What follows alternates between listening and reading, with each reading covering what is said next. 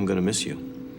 After Rob Reiner's passing, the heartbreak didn't end at the funeral. It quietly unfolded into an even deeper pain. When the will was finally read, Roy and Jake were left in disbelief. The massive $200 million fortune, built over decades of work, recognition, and legacy, had been donated entirely to charitable foundations. In that instant, their grief turned into something else.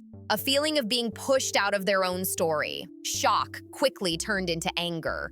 Reports say Jake couldn't hold back, claiming that their parents had chosen the world over their own family. Calls to lawyers followed fast, setting off what would become a tense legal showdown that grabbed the public's attention. As proceedings began, one revelation after another peeled back the layers of the Reiner family's private world.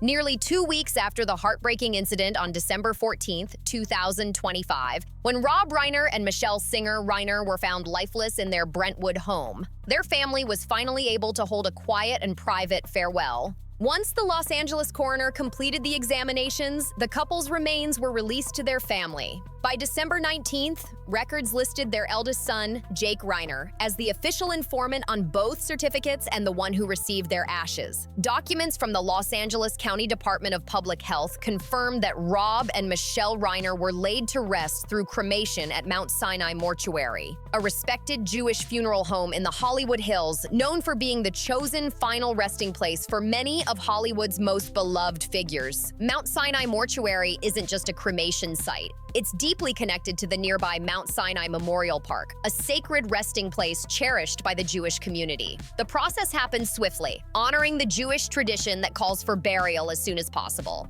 Let's say I had a problem, which I probably did for a while with weed. I was pretty addicted, like 15 to 25 joints a day. I mean, I've been on so many different antidepressant, anti-anxiety meds since I was like 15, 16. I've been suicidal, but never to the point of doing anything or acting on it. Still raw with grief, Romy and Jake Reiner handled everything quietly, avoiding any public attention. There was no media spectacle, no crowds, only a small circle of loved ones. In a heartbreaking gesture, Rob and Michelle's ashes were brought to Jake's home, a way for the children to keep their parents close during the darkest days of mourning. Sources close to the family said no final decision had been made about a permanent resting place. Some mentioned the ashes might eventually be scattered somewhere special or partly kept in the family cemetery, but the calm didn't last long. Soon after, cameras from major outlets like ABC News, Fox News, and NBC caught Romy and Jake entering a well-known Beverly Hills law firm, one that often handles complex inheritance disputes among Hollywood's elite. Dressed in dark clothes and sunglasses, their faces showed clear exhaustion and heartbreak. They didn't speak a word as photographers shouted questions. The images spread fast across the internet, paired with dramatic headlines about a $200 million inheritance battle. That was all it took for speculation to explode. The public couldn't stop asking why the siblings were visiting lawyers so soon, especially when there hadn't been an official announcement about asset distribution or even confirmation that the will had been formally opened. Romy stayed completely silent, her eyes heavy with sorrow, while Jake walked ahead protectively, almost shielding her from the flashing cameras. Reporters swarmed closer, demanding answers about inheritance rights and control over their parents' estate. Has Rob Reiner's will been validated yet? One journalist called out. Another pushed, who will handle the assets until the process is complete? Their questions echoed through the cold hallway, completely disconnected from the raw pain of two people still mourning their parents less than 2 weeks later. You guys could still be Wesley and Buttercup. Hopefully we'll remember some of this. We'll remember having done this. And just when everyone thought the story couldn't get more emotional, new information dropped like a bombshell. A source close to the family revealed that Rob Reiner had planned something no one expected. Nearly all of his estimated $200 million fortune had been directed toward charitable foundations. The revelation spread quietly at first, but the shockwaves were undeniable. According to one longtime family friend, Rob's decision wasn't about rejection or coldness. It reflected a life philosophy he had followed for years. He believed his children should stand on their own feet, To him, too much inherited wealth could trap a person, softening their drive and stealing their sense of purpose. The same friend shared that Rob often spoke about independence. He'd say that Jake, Romy, and Nick needed to build their own paths, but for each, his reasoning was unique. For Nick, who had long struggled with personal challenges, Rob believed that stepping out of comfort and facing the real world might be the only way for him to grow stronger and find clarity in his own life. Rob once shared that if he kept protecting Nick forever, his son would never truly learn what responsibility meant. A close friend later explained that, in Rob's mind, giving a large inheritance to someone still struggling emotionally would be like tossing more wood onto a fire that was already burning. He believed that the only real teacher was life itself, through work, effort, and facing reality head-on. Jake and Romy were different. Rob saw in them the very independence he'd always valued. The strength to stand tall without depending on anyone. Jake already had a stable career and a life of his own. Romy was immersed in her creative projects, steadily building her path. To Rob, both had proven they didn't need inherited wealth to define their worth. He'd even joke, "My kids can handle it. They're stronger than people think." Like, for Rob, success wasn't measured by how much money a parent left behind, but by whether their children could keep living with purpose after they were gone. That's why, long before his passing, Rob had made his intentions crystal clear. Most of his estimated $200 million fortune would go toward charitable foundations. He believed money should continue to work for society, not become a false comfort that could weaken the next generation. He even put those words into action. According to sources close to the family, Rob had assigned Romy the task of selling their Brentwood home and other properties, with all proceeds going directly to the charitable foundations he had carefully chosen, organizations tied to causes he and Michelle had supported for years, including education, healthcare, and social programs. One family friend recalled a conversation from an ordinary evening that later felt almost prophetic. Parents don't live to pave the road for their children. Parents live to teach them how to walk on their own. It was a guiding belief that Rob carried to his final days.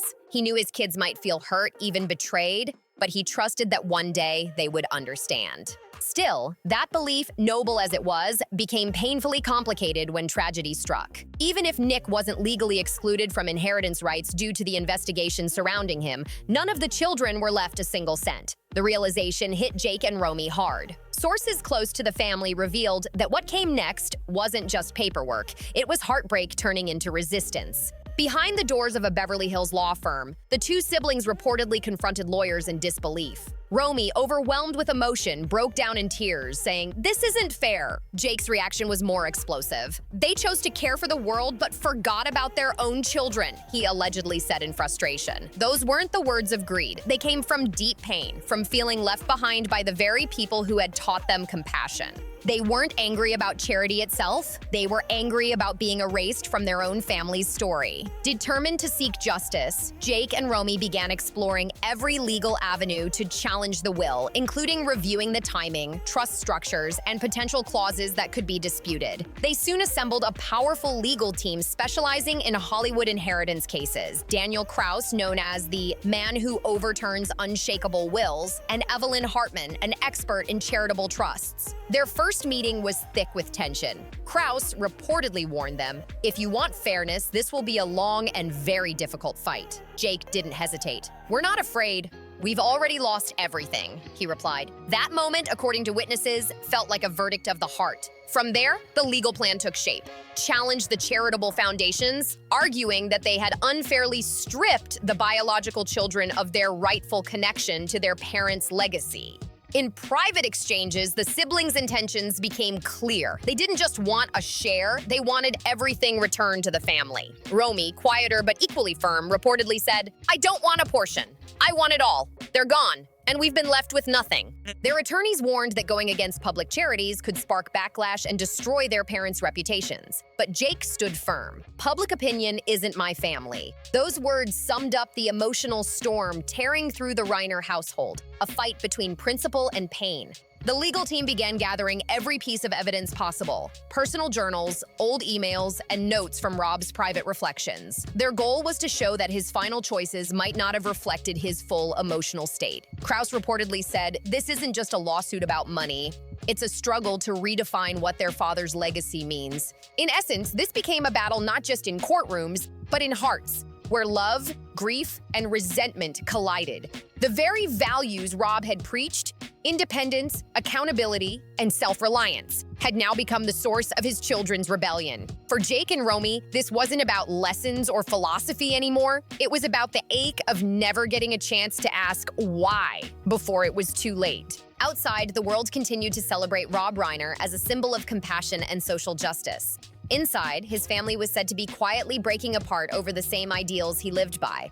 Rob always believed his children would understand, one family friend said sadly, but he left before hearing them say they weren't ready. And so, the story of Rob and Michelle Reiner's will transformed into something far deeper than a financial dispute. It became a heartbreaking reflection of love, legacy, and loss. A reminder that even the most generous intentions can leave behind wounds no inheritance can heal. For decades, Rob and Michelle had been admired as one of Hollywood's most dedicated, socially conscious couples. Their passion for helping others shaped their entire lives, from championing early childhood education to supporting equality and human rights. Their most ambitious creation, the I Am Your Child Foundation, stood as a living monument to those beliefs, proof that their compassion had always gone far beyond words. The I Am Your Child Foundation was revolutionary for its time, a nonprofit dedicated to shining light on the crucial developmental years between birth and age 3. Through powerful educational films like I Am Your Child, The First Years Last Forever, featuring stars such as Tom Hanks and Oprah Winfrey, the project reached millions of American families. It completely reshaped how a generation of parents understood early learning and emotional growth. Building on that success, Rob Reiner went even further by launching Parents Action for Children, an advocacy group designed to bring neuroscience and child psychology straight into public policy. His vision was bold: to push California lawmakers toward investing in young children and supporting low-income families for the long term. Michelle worked tirelessly behind the scenes, connecting donors, legislators, and experts to make sure every piece of the puzzle fit perfectly. One of the couple's most impactful milestones came with Proposition 10, a campaign Rob led to place a small tax on tobacco products, the funds from which would go directly toward First 5 California, an initiative focused on healthcare, education, and the overall development of children under 5 years old. The result? Billions of dollars invested in helping kids thrive. Many still regard it as one of the most successful examples of activism and policymaking coming together for real social change. Rob's drive for equality didn't stop there. He co-founded the American Foundation for Equal Rights, a group that played a historic role in challenging laws that once restricted marriage rights in California. That battle eventually led to the landmark Supreme Court ruling in 2015 that made marriage equality the law of the land across the United States. While Rob was often the public face, Michelle was the strategist, the quiet force coordinating press outreach, mobilizing artists, and ensuring every campaign had heart behind it. Beyond their own organizations, the couple consistently gave to countless social causes: public education, mental health programs, and organizations helping people rebuild their lives after recovery. Yet most of these contributions stayed out of the spotlight because Rob always believed true charity didn't need applause. Even through filmmaking, Rob found a way to merge art with activism. His movies often carried deep messages about humanity and empathy, and he regularly hosted charity screenings to raise funds for community programs ranging from child education to civil rights initiatives. Michelle, as a producer, became the perfect partner, bridging creativity and compassion into one seamless mission. Few people knew that Rob and Michelle also sat on several advisory boards for community development programs throughout California, especially those centered on child welfare and early education. They didn't just lend their names, they gave their time, their energy, and their hearts to make real change happen. Rob and Michelle weren't just figureheads on advisory boards. They were deeply hands-on. They personally attended long meetings, pored over reports, and debated every budget line to make sure every dollar went where it truly mattered. Over the years, they also contributed millions to political causes, hosting high-profile Hollywood fundraisers in support of candidates like Al Gore, Hillary Clinton, and Joe Biden. At one point, Rob even considered running for governor of California. But he ultimately decided his calling wasn't in politics. It was in advocacy and storytelling. For him, family and principles would always come before personal ambition. Rob was also unafraid to take a stand when it came to national issues, co-founding an independent committee in 2017 dedicated to investigating election-related concerns. Michelle stood beside him through every effort, often co-producing documentaries like God and Country, which took a hard look at the intersection of faith and political influence in modern America. Their impact wasn't just measured in dollars, it was written into real change. Millions of children across California gained access to better early education. Countless couples received equal rights recognition. And through their tireless advocacy, progressive ideas gained a stronger voice in Hollywood and beyond. So when word spread that Rob planned to donate nearly all of his wealth to charity, those who knew him weren't shocked. It was perfectly in line with the life he had lived, a man whose generosity wasn't about luxury, but about lasting purpose. But that raised another question. How did Rob Reiner build such an extraordinary fortune in the first place? The answer lies in a lifetime of relentless dedication to entertainment and storytelling. His journey began with acting, specifically his breakout role in the iconic television series All in the Family. The show made him a household name and gave him the foundation to launch a legendary career. But his true legacy, and the core of his wealth, came from his work behind the camera. As a director and producer, Rob delivered one hit after another. Films like When Harry Met Sally, Misery, A Few Good Men, The American President, and Stand By Me weren't just cultural landmarks. They were box office gold. During the height of his success in the late 1980s and 1990s, Rob was reportedly earning directing fees in the tens of millions per film, plus back-end profit shares that continued to bring in income long after the movies left theaters. That combination of creativity and business sense transformed Rob Reiner from a celebrated actor into one of Hollywood's most respected filmmakers, and built the foundation of the immense fortune that would later become the center of one of Hollywood's most emotional inheritance battles. One of the biggest turning points in Rob Reiner's financial journey came in 1987, when he co-founded Castle Rock Entertainment. The company quickly became a powerhouse in Hollywood, producing legendary works like Seinfeld and The Shawshank Redemption. When Castle Rock was eventually sold and restructured in the early 1990s, Rob earned a massive payout from his ownership stake, a moment that marked the single largest leap in his personal fortune. A big part of his wealth also came from smart real estate investments throughout Los Angeles. In 1991, he bought his main home, the now famous Brentwood Mansion, from Norman Lear for about $4.75 million. Today, that same property is estimated to be worth between $10 and $13.5 million. Rob also owned a stunning beachfront villa in Malibu's exclusive Colony area, purchased in the 1990s for roughly $4 million and now valued at up to $20 million. During peak seasons, it was often rented out for as much as $150,000 per month. His portfolio didn't stop there. Rob owned several luxury homes across Beverly Hills and other prime Los Angeles neighborhoods. Over time, the booming Hollywood property market helped those holdings multiply in value, securing his financial stability for decades. But Rob's earnings didn't rely on real estate alone. His creative legacy continued to bring in money year after year. Iconic films like This Is Spinal Tap and When Harry Met Sally remained in constant rotation, airing worldwide, streaming online, and continuing to generate royalties. Each payment might have seemed small on its own, but over the years they added up to a fortune. In fact, one of Rob's proudest late-life victories came from finally resolving the copyright dispute over This Is Spinal Tap. That settlement gave Rob and his co-creators better control over their creative and financial rights, a symbolic and practical win that further strengthened his long-term income. Even outside entertainment, Rob managed his finances with care. He maintained a diverse investment portfolio, balancing stocks and other stable assets. These weren't his main source of wealth, but they helped his fortune remain steady, especially in periods when he stepped back from directing. What many people don't realize is how deeply involved Michelle Singer Reiner was in managing all of this. She wasn't just a partner in love, but a partner in strategy. Michelle co-produced films, advised on projects, and helped steer major financial decisions. Her influence protected the family from the financial pitfalls that often swallow Hollywood stars. Piece by piece, from All in the Family, Castle Rock Entertainment, blockbuster films, lifelong royalties, and prime real estate in Brentwood and Malibu, Rob built an empire estimated at around $200 million. Yet the irony is undeniable. The very fortune born from a lifetime of imagination, persistence, and love became the center of heartbreak after his passing. When Rob's will was revealed, it landed like a thunderclap. His entire estate, the result of 50 years of creativity and hard work, had been left not to his children, but to charitable foundations and causes he believed in. It was a noble, selfless act, but one that left his family shattered. To the world, it looked like a man giving everything back to society.